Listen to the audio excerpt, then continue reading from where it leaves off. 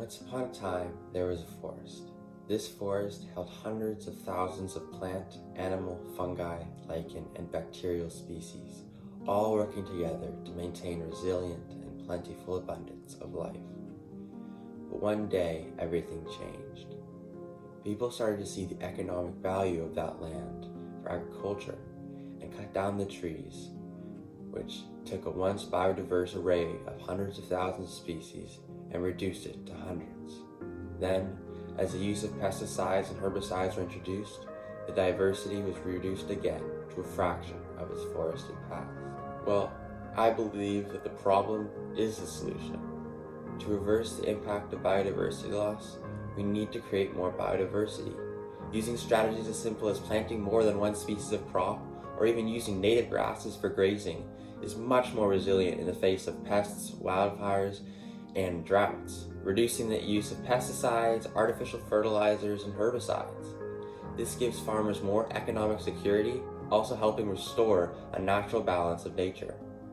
With the knowledge that diversity means resilience, farmers can start implementing strategies like agroforestry.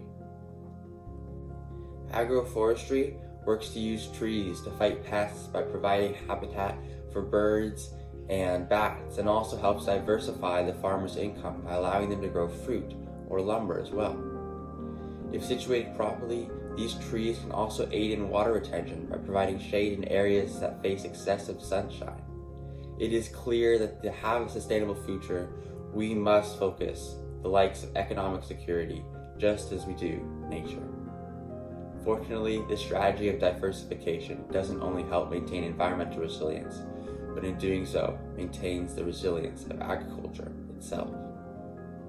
With my degree in natural resources sciences, I will work to create economical and environmentally just solutions to the climate crisis and the biodiversity crisis we face.